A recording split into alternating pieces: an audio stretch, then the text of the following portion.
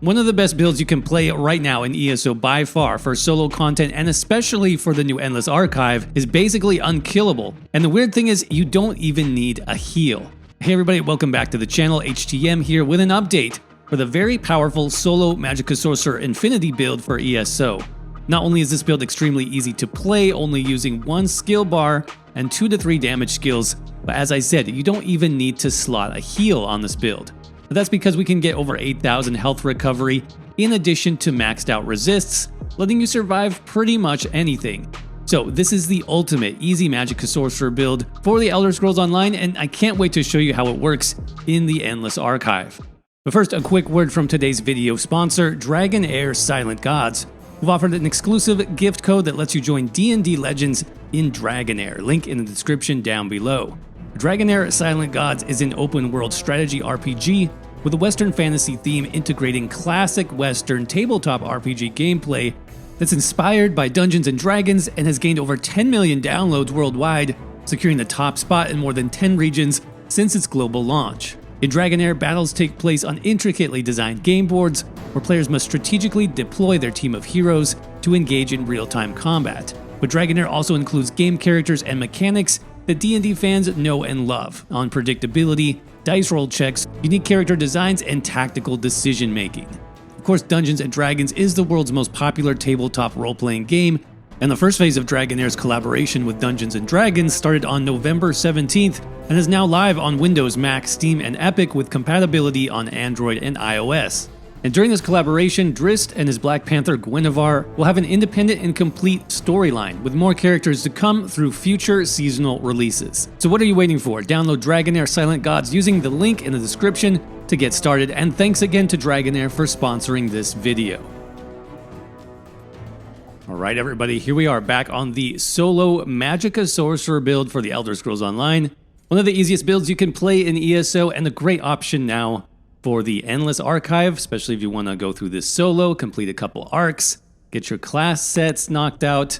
This build is a very simple way to do that, so I thought it was a great time for an update. But that being said, let's go ahead and jump right into the buff stats on this one. All we actually need is a potion to buff this guy up, and checking out the stat sheet, sitting at some massive stats. 32,000 max Magicka, 32,000 max health, 18,000 max stamina, and look at those recoveries. We don't really need the Magicka recovery, but we have over 8,000 health recovery, which is going to ensure our survival in pretty much anything.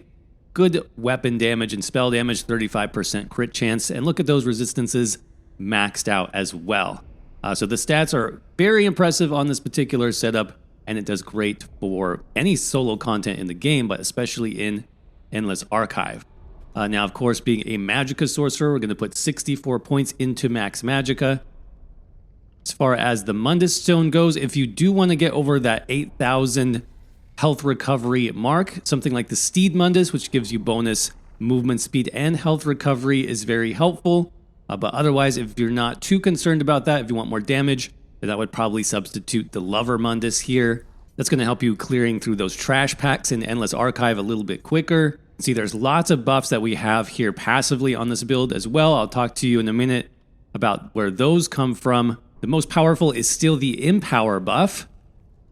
Speaking of which, this buffs our heavy attack damage against monsters by 70%. We'll talk about how that works in a minute as well.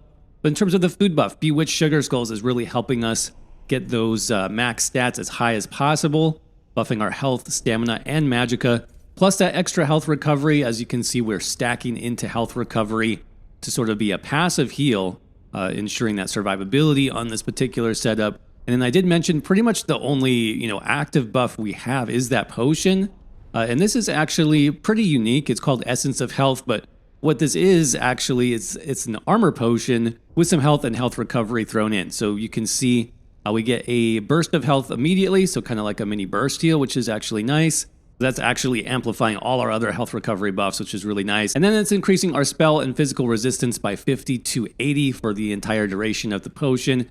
And this also stacks with Major Resolve. So it's basically, an extra armor buff stacks on top of everything else. This obviously is important for survivability, especially as you get further into the Endless Archive. Enemies just hit you a lot harder. But also the extra armor ties into some of our other stats, which we'll look at in a minute when we get to the sets. But definitely worth investing in. I'll have the recipe for this in the written guide if you're interested in trying this potion out for yourself. Link for that will be in the description down below. That is the basic setup. Now, in terms of race, I think there's a lot of good options for the solo Magicka Sorcerer. Obviously, I went with Khajiit here. I do like the crit damage and crit healing. Plus, I like the recovery here. We do get some bonus health, magicka, and stamina recovery, which is going to boost those stats that we're focused on a little bit more. And then we do get all of our max stats as well, health, magicka, and stamina. So the Khajiit does really synergize well with the overall stat pool and the way this build is set up. But you could make this work with any, I would say, magicka-focused race. I think High Elf would be very good. Dark Elf even would be good. So really, whatever you have here is completely fine, and this build works no matter what race you are using. That being said, let's jump right into the build and the sets to see what's going on there. So I'm still using 5 pieces of Sergeant's Mail. I talked about in the beginning that this is a heavy attack focused build. We want to boost those heavy attacks as high as possible, and Sergeant's Mail is still probably the best way in ESO to do that. You can see we get stacks of Sergeant's Focus. Those last for 5 seconds. You can get 4 stacks of those, so about 2,500 overall bonus to your heavy attacks once you're at the full stacks there. This actually does synergize well with the build too, because we've got more health, we've got more health recovery, weapon and spell damage, so the 2 through 4 piece bonuses there are pretty good as well. This is a heavy armor set. It is a dungeon set, comes from Wayrest Sewers, so all you need is access to the base game in order to farm this, but I would recommend picking up the Lightning Staff of Sergeant's Mail. That's going to be the best, offensive weapon for this build. Precise trait if you can get it with the shock damage enchant. So that's going to count for 2 pieces there. We're running the 3rd piece on the chest. Again, heavy armor, max magicka, divines if you can get it. And then just 2 pieces on the jewelry. So I've got the Sergeant's Necklace, Sergeant's Ring. And these by default come with a healthy trait, so more max health for your build, which isn't bad necessarily. I mean, our shield, our damage shield actually scales with max health. But I would prefer to trait change these to Bloodthirsty if you have the gems for that, just for a little bit more execute damage. It does definitely make a difference. But that is our main offensive 5-piece set. Now, in terms of defense and how we can get both our armor and health recovery so high is this second set called Alessian. The Alessian order does come from Cyrodiil. You can purchase that in zone. You can also buy this off of guild traders because it is tradable. You can see these stats are pretty much 100% focused on defense, survival. So we've got the armor, we've got health. And then for the 5-piece bonus here, really interesting, it increases your health recovery by 2% of the total physical and spell resistance up to a maximum of 1320. You can see my current bonus is 1120. So I'm not fully maxed out on that bonus yet. That's why I have the armor potion. If you don't use the armor potion, there's other ways to get to this bonus, such as using champion points. You can put on a couple of reinforced traits, but you do want to try to max that out and get your resistances as high as possible. You can see when I pop that potion, it's going to actually change the tooltip on the set here. Now I'm maxed out at that 1320 health recovery. So that's our survival. When I talk about the skills in a minute, you'll see I actually have 0 heals on this build, and it still works incredibly well because of our shield and our health recovery. So you just need 5 pieces of Alessian. That can be pretty much any set piece you want. You could mix in jewelry, you could mix in body pieces, whatever works for you. Currently, I've got 5 pieces on the body. So that's feet, legs, hands, waist, and the helmet.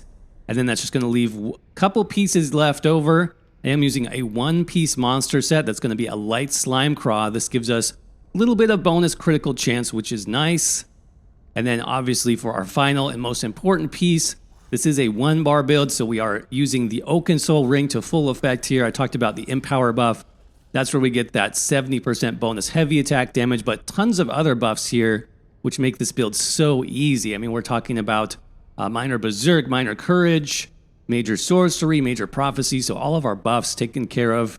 We even have that armor buff, Major Resolve, Minor Protection. Too many really to mention here, so it's a great mythic to pick up. If you don't have that yet, I do have a guide over on the website. Make sure to check the link down below for the written guide. More info on how to get your own Oaken Soul Ring you can find right there. But that is the overall setup. In terms of the set, still really easy to get this going, and definitely very powerful once you have all the sets and the mythic unlocked.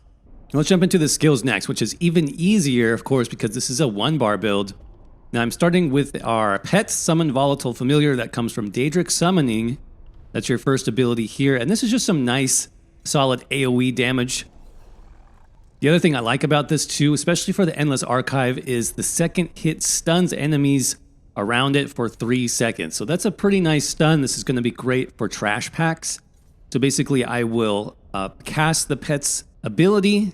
It'll do 1 tick for damage. Then the second hit is going to stun all the enemies, which means I take even less damage myself. And then you can actually recast that early if you want the stun effect again. So that's pretty nice. But we've got even more AoE damage. On top of that, we're using Mystic Orb. This is a guild skill. Comes from the Undaunted skill line. That's the last ability here. I forgot to mention, this not only does this do AoE damage, this actually increases your health recoveries by another 100. So bonus health magicka and stamina recovery every time you cast that orb. It does damage to surrounding enemies as it flies out, and also a nice synergy here. If you do want to play with a partner in the Endless Archive, for example, you can give them some sustain with the Mystic Orb synergy. The combustion synergy there is kind of a nice bonus as well. And then next up, we have Hardened Ward. This is going to be our defensive tool. So like I said, no healing necessary on this build. If you do start to take damage, that's when you're going to pop your Hardened Ward damage shield and then let your health recovery just heal you back to full in a couple seconds. But look at the tooltip on this shield with the particular sets and even the champion points, which I'll talk about in a minute. 16,979, so basically 17,000 damage shield for 6 seconds. That is a huge shield. This also shields our pets, protecting them from any damage, so helping our pets stay alive for longer. This is just a great skill. You're going to want to use it, especially, I would say you don't even really need it for like the first arc, maybe in Endless Archive, but once you get to Arc 2 and beyond, some of the harder hitting bosses, if you come across any Marauders, then you will want to start using that Hardened Ward shield pretty regularly. And then one more damaging ability here, Unstable Wall of Storms, that comes from the Destruction Staff skill line. This is also AoE damage, but really we're using this for the bonus effect here. So if we scroll all the way down the tooltip, Unstable Wall of Storms sets concussed enemies off balance, and off balance enemies are going to take bonus heavy attack damage, which is really nice, obviously, for this particular build. So you will want to maintain this as much as possible. Recast it on any new waves of enemies that come in for that off-balance proc. And then last but not least, our last normal ability here, I almost forgot about, Bound Aegis, is also very powerful. This also comes from Daedric Summoning, by the way. That's your last ability here, and this gives us even more passive stats. We're talking about 8% bonus max magicka, plus minor resolve, so even more physical and spell resistance. And yeah, you don't even have to cast this ability, so it's very good. Now, we've got a lot of Daedric Summoning skills here, and just so you know, one of the reasons why the health recovery works so well is from the Daedric Summoning passive skill. This is called Daedric Protection, and it gives you 20% bonus health recovery and stamina recovery while having any Daedric Summoning ability slotted. So that is another reason why we're able to get such high health recovery numbers on the Magicka Sorcerer. And then for our ultimate ability, I do like Greater Storm Atronach, just to go with the pet theme of this build.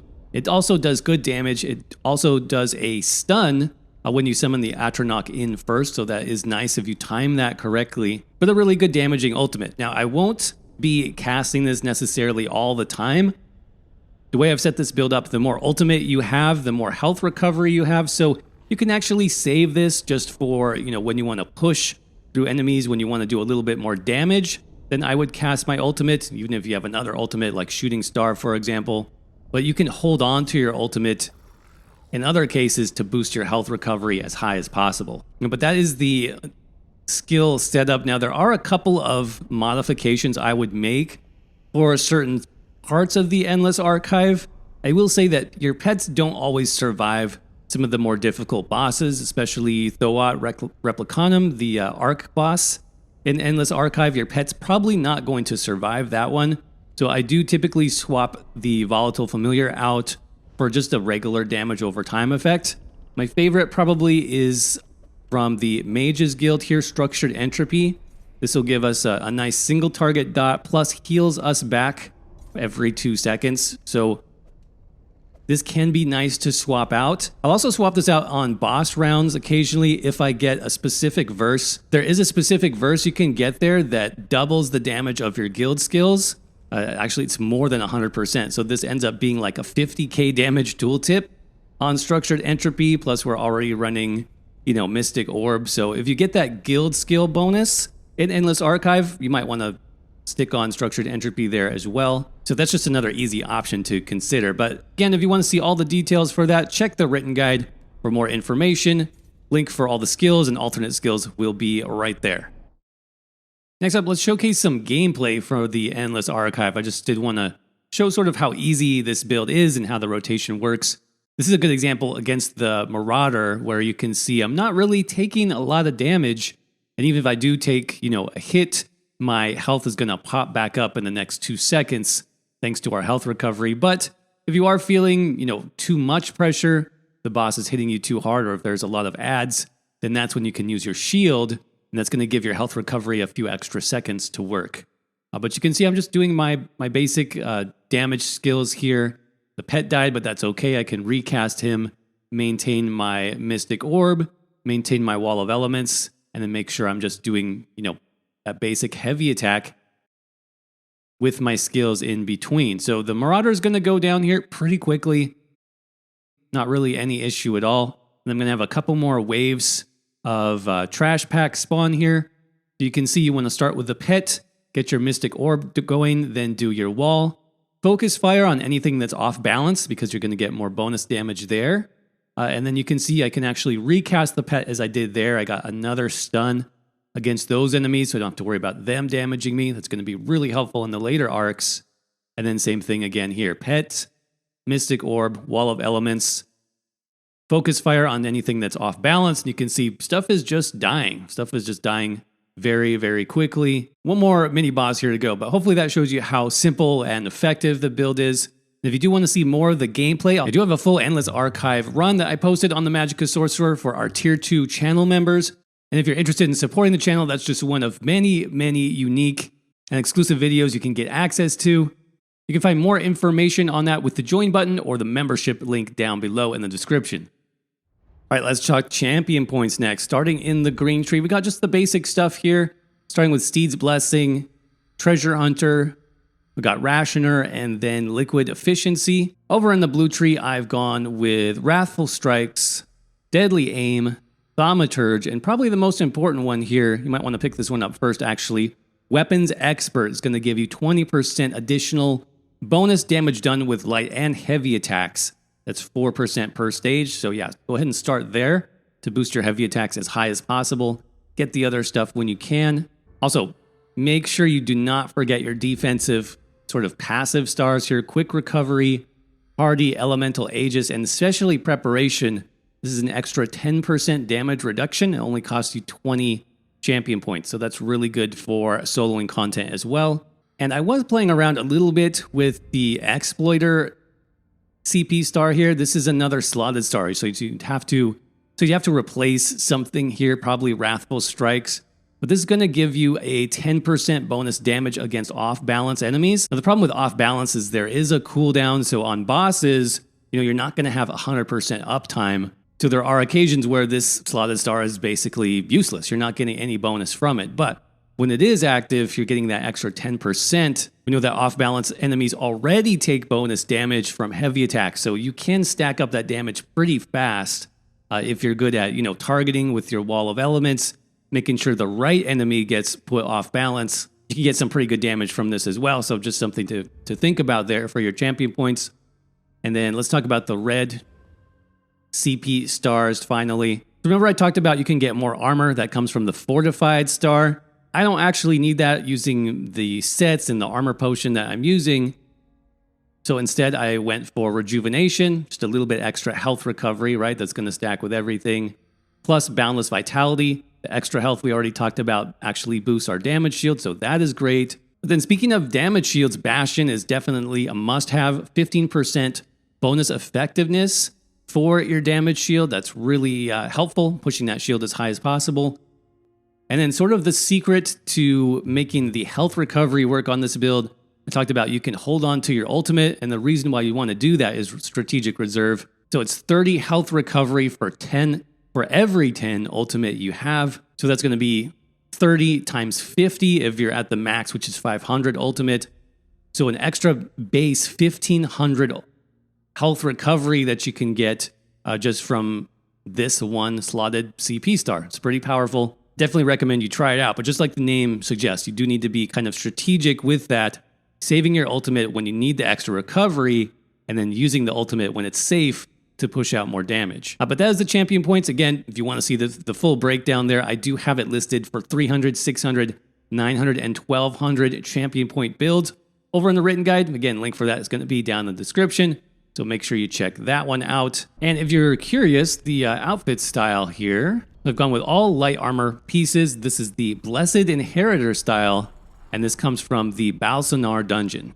Everybody, just a quick note that we are still rolling out members-only videos right here on YouTube, including our solo Endless Archive run for the Magicka Sorcerer, which you saw clips of during this video. But there's also over a dozen more unique off-meta builds and secret hidden guides that I've created just for our Tier 2 channel members called the Elite Squad. You can get access to all of these right now and even join our member community on Discord, so this is an amazing deal. If that sounds good to you, just click on the join button down below for more information. And as always, huge shout out to our channel members here who make this channel possible. I could not do what I do without you all. Thanks of course to all of you for watching this video. I hope you're doing well. Stay safe out there, and I will see you around in the next video.